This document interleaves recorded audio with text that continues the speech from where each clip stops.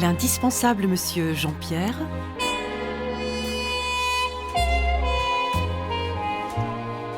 Chroniqueur mondain.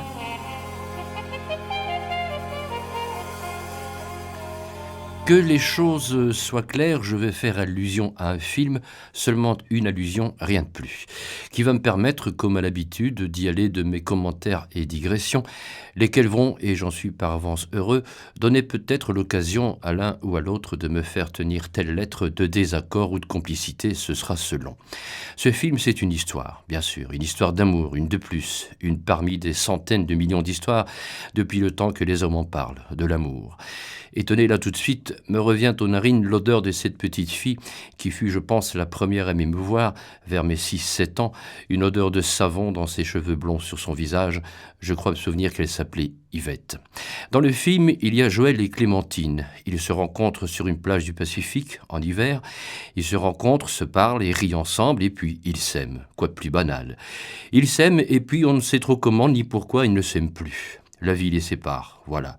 La vie, le chemin, les petits riens qui font la vie, les petits riens qui sont des événements de première grandeur si on sait les voir et qui sont lourds de sens, qui font et défont ce qui était là plein de promesses et lourd d'avenir.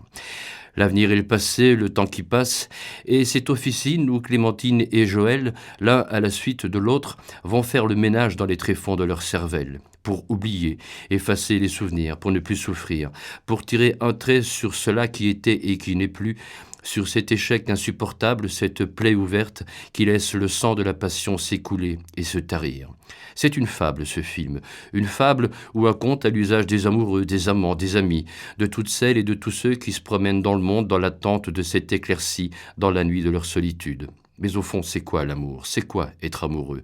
Pourquoi tout cela tient-il tant de place dans la vie des gens, dans l'histoire du monde, dans les littératures, au cinéma, dans les chansons que l'on fredonne pour soi seul, une chanson triste, une chanson gaie, où il y a des amants qui ne s'aiment plus, et des amants qui s'aiment et qui s'aimeront toujours, même quand le monde aura disparu. Il y a la raison et il y a ce qui s'y oppose le plus radicalement, le phénomène d'amour. Car on le sait bien tout de même que l'amour est aussi ce qu'il y a de plus fragile, de plus aléatoire, et je parle ici de l'amour-passion, celui dans lequel on s'embarque sur une mer calme et uniformément bleue, sans bagages et sans bouée de sauvetage, persuadés, inconscients que nous sommes, que la mer sera toujours bleue, qu'aucune tempête jamais ne menacera le joli navire bleu et blanc avec sa voile rouge.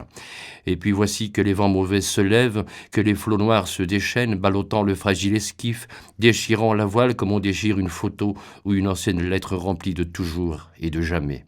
Et puis le bateau chavire, il prend eau de toutes parts et il sombre et s'enfonce dans les eaux glacées. Revenu à terre, on ne sait par quel miracle, plus seul que jamais, on se dit qu'il va falloir oublier. Mais on n'oublie pas. On est submergé par les souvenirs, les beaux, les tendres souvenirs.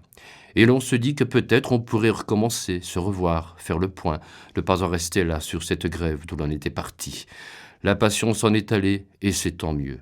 Que restait-il alors de cet amour? Tout le reste, tout ce que la passion nous avait empêché de voir.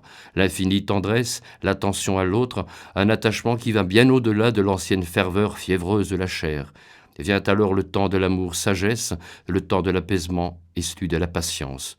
Tout peut recommencer, oui, mais jamais de la même façon, car on ne se baigne jamais 2 fois dans le même fleuve.